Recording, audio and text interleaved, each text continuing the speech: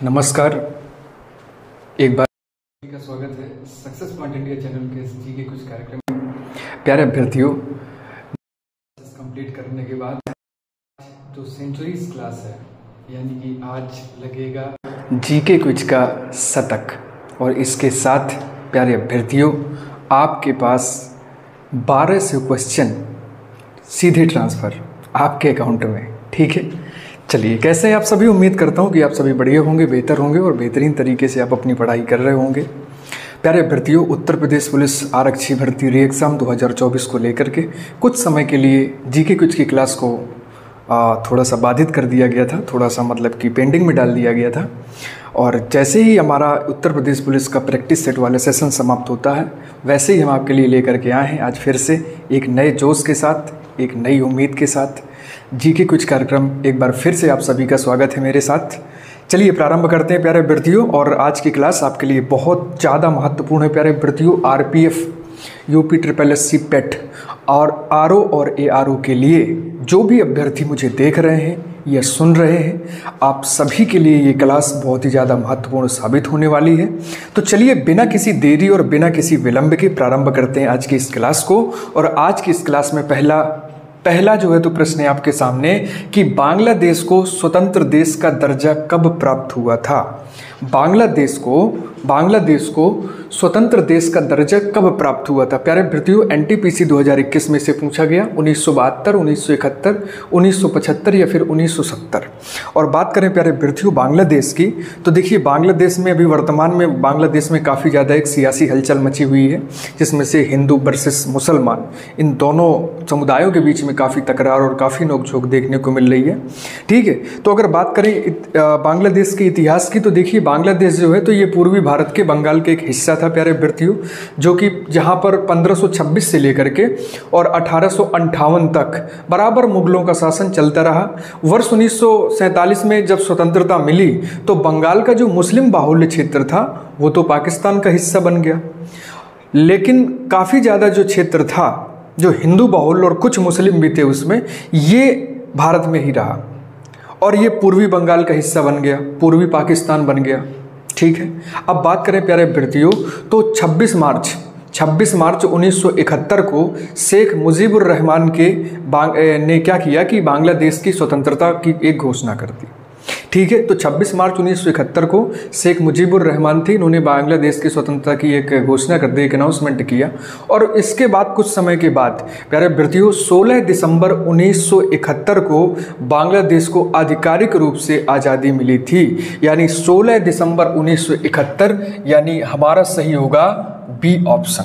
ठीक है, तो मुजीबुर रहमान को बांग्लादेश का संस्थापक माना जाता है एक तरीके से देखा जाए। हाल ही में जो हिंदू और मुस्लिम को लेकर के जो एक सियासी हलचल मची हुई है बांग्लादेश में, तो आपने देखा होगा कि उनके जो स्टैच्यू हैं बांग्लादेश में तो काफ़ी ज़्यादा मात्रा में लोगों द्वारा तोड़े जा रहे हैं और काफ़ी बुरी तरीके से अपमानित किए जा रहे हैं। ठीक है, चलिए अगले प्रश्न पर आते हैं। अरुणाचल प्रदेश राज्य की सबसे ऊंची चोटी कौन सी है। एसएससी जीडी 2021 ने से पूछा था। तो बात करें प्यारे अभ्यर्थियों, भारतीय राज्य अरुणाचल प्रदेश की जो सबसे ऊंची चोटी है उसका नाम है कंगतो, यानी कि प्यारे अभ्यर्थियों सी ऑप्शन आपका सही होगा। बात करें कंगतो की, तो प्यारे अभ्यर्थियों कंगतो जो है पूर्वी हिमालय में भारत व तिब्बत की सीमा पर स्थित 7090 यानी कि 790 मीटर 7090 मीटर ऊंची एक चोटी है और यह अरुणाचल राज्य की सबसे ऊंची चोटी है। निम्न में कौन सा व्यक्ति भारतीय रिजर्व बैंक आरबीआई का गवर्नर नहीं रहा है। Doctor Manmohan Singh, MS Gill, M Narasimhan या फिर डी सुब्बा राव। इन चारों में से कौन सा व्यक्ति है जो आरबीआई का गवर्नर नहीं रहा है। अब बात करें प्यारे अभ्यर्थियों, तो देखिए जो एम नरसिम्हन है ये 1977 में 1977 में ये आरबीआई के गवर्नर रहे। बात करें मनमोहन सिंह की, तो मनमोहन सिंह 1982 से लेकर के 1985 तक भारतीय रिजर्व बैंक के गवर्नर रहे।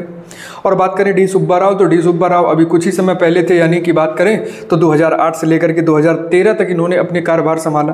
ठीक है, ये तीनों जो है तो भारतीय रिजर्व बैंक के गवर्नर रहे। और बात करें एमएस गिल की, तो एमएस गिल भारतीय रिजर्व बैंक के गवर्नर नहीं रहे हैं। 16वीं लोकसभा के अध्यक्ष कौन थे। मीरा कुमार, सोमनाथ चटर्जी, मुरली मनोहर जोशी या फिर सुमित्रा महाजन। और बात करें प्यारे अभ्यर्थियों तो जो 16वीं लोकसभा का अध्यक्ष पूछ रहा है, तो 16वीं लोकसभा के जो अध्यक्ष हैं, ठीक है, 16वीं लोकसभा के जो अध्यक्ष हैं वो थी आपकी सुमित्रा महाजन। ठीक है, ऑनेबल जो चेयरमैन है यानी कि जो स्पीकर मैडम थी वो थी सुमित्रा महाजन। बात करें प्यारे अभ्यर्थियों मीरा कुमार, बात करें मीरा कुमार की, तो मीरा कुमार की अगर बात करें प्यारे अभ्यर्थियों तो मीरा कुमार जो है आपकी 15वीं लोकसभा की मतलब कि लोकसभा अध्यक्ष रह चुकी हैं। सोमनाथ चटर्जी आपके 14वीं लोकसभा के अध्यक्ष रह चुके हैं। 17वीं लोकसभा के अध्यक्ष थे आपके ओम बिरला जी, और अभी हाल ही में कुछ समय पहले गठित नई 18वीं लोकसभा के अध्यक्ष भी आपके ओम बिरला जी हैं। क्लियर हुआ। जायसी द्वारा रचित पद्मावत क्या है? तो जायसी द्वारा रचित पद्मावत क्या है? वकोक्ति है, अन्योक्ति है, समासोक्ति है, या फिर रूपक काव्य है, क्या है? तो बात करें प्यारे अभ्यर्थियों तो जायसी ने जो पद्मावत की रचना की है उसे हम समासोक्ति कहते हैं। क्या कहते हैं? समासोक्ति कहते हैं प्यारे अभ्यर्थियों। अब समासोक्ति क्या है प्यारे अभ्यर्थियों? तो जो पद्मावत है ना, पद्मावत आपकी समासोक्ति है, मतलब इसमें समासों जो समासिक पद हैं तो समासिक पदों की बाहुल्यता के कारण हम पद्मावत को समासोक्ति रचना कहते हैं। मतलब कि समासोक्ति अर्थालंकार का भेद है, इसमें प्रस्तुत के माध्यम से अप्रस्तुत का वर्णन किया जाता है। ठीक है, आप अगर हिंदी की क्लास पढ़ेंगे ठीक है तो आपको पता चलना चाहिए कि जो प्रस्तुत है तो प्रस्तुत के माध्यम से अप्रस्तुत का वर्णन करेंगे। ठीक है, समासोक्ति पद की बाहुल्यता है इसलिए पद्मावत को समासोक्ति कहते हैं। ठीक है, राज्यसभा में सदस्यों की कुल संख्या कितनी है? प्यारे अभ्यर्थियों कह रहा है कि राज्यसभा में सदस्यों की कुल संख्या कितनी है? तो राज्यसभा में सदस्यों की कुल संख्या की अगर बात की जाएगी तो 250 आपकी यानी 250 सदस्य हैं। बात करें प्यारे अभ्यर्थियों जो 250 सदस्य हैं जिनमें से 238 सदस्य आपके निर्वाचित होते हैं और 12 सदस्य आपके मनोनीत किए जाते हैं। लेकिन वर्तमान में बात करते हैं प्यारे अभ्यर्थियों तो वर्तमान में राज्यसभा में 245 सदस्य हैं जिसमें से 233 आपके निर्वाचित हैं और आपके 12 जो हैं वो मनोनीत हैं। ठीक है, ताप के स्थानांतरण को किस उपकरण से माना जाता है? हाइड्रोमीटर, मैग्नोमीटर, कैलोरीमीटर या फिर गैल्वेनोमीटर प्यारे अभ्यर्थियों। और ताप का जो स्थानांतरण होता है उसे हम कैलोरीमीटर से मापते हैं, कैलोरीमीटर से मापते हैं ताप के स्थानांतरण को। ठीक है, ट्रांसफॉर्मेशन ऑफ टेम्परेचर। अब बात करें प्यारे अभ्यर्थियों की हाइड्रोमीटर क्या होता है? तो देखिए जो तरल पदार्थ होते हैं तो तरल पदार्थों के सापेक्षिक घनत्व को मापने के लिए, तरल पदार्थ के सापेक्षिक घनत्व को मापने के लिए हाइड्रोमीटर का प्रयोग किया जाता है। वहीं अगर हम बात करें मैनोमीटर का तो मैनोमीटर का प्रयोग होता है प्यारे अभ्यर्थियों गैसों का दाब मापने के लिए मैनोमीटर का इस्तेमाल करते हैं। ठीक है, और आपके ताप के स्थानांतरण को मापने के लिए कैलोरीमीटर का प्रयोग करते हैं। और वो जो आपका गैल्वेनोमीटर होता है तो गैल्वेनोमीटर पता है प्यारे अभ्यर्थियों कि किसी परिपथ में विद्युत धारा की उपस्थिति चेक करने के लिए, किसी सर्किट में करंट आ रहा है कि नहीं आ रहा है ये चेक करने के लिए हम किसका प्रयोग करते हैं? गैल्वेनोमीटर का प्रयोग करते हैं। क्लियर हुआ। अगले प्रश्न पे चलते हैं और अगला प्रश्न यानी कि 8वां प्रश्न है प्यारे अभ्यर्थियों, प्रमुख आभूषण बाजार उत्तर प्रदेश के किस शहर में है? प्रमुख आभूषण बाजार उत्तर प्रदेश के किस शहर में है? मेरठ, कानपुर, आगरा या फिर ललितपुर। और बात करें सही उत्तर की प्यारे अभ्यर्थियों तो सही उत्तर है आपका मेरठ। मेरठ में जो है, मेरठ में आपका आभूषण का उत्तर प्रदेश का बहुत बड़ा आभूषण बाजार है प्यारे अभ्यर्थियों, जिसमें देश के शीर्ष 10 आभूषण जो बाजार हैं, देश के 10 शीर्ष यानी टॉप आभूषण बाजारों में से मेरठ नंबर 1, मतलब कि मेरठ उनमें से भी एक में है प्यारे अभ्यर्थियों।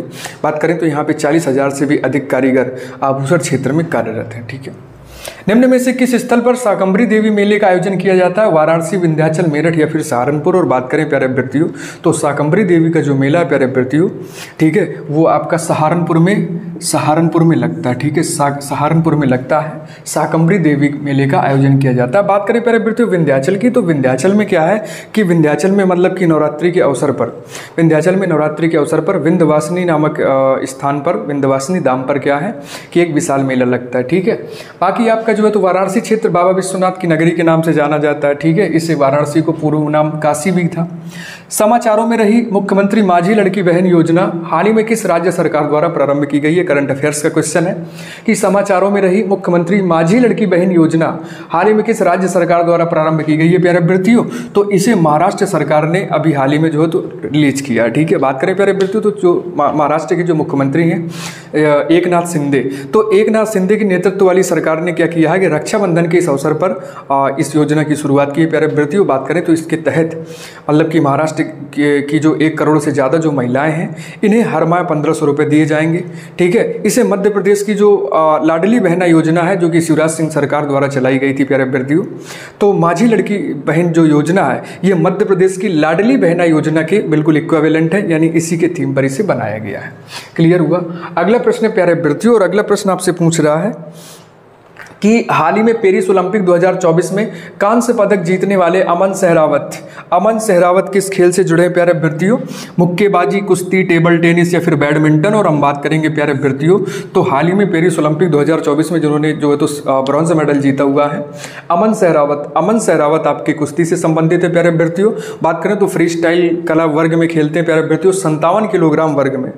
ठीक है, तो फ्री स्टाइल में क्या है कि 57 किलोग्राम वर्ग में इन्होंने क्या है कि कांस्य पदक जीता है पेरिस ओलंपिक 2024 में।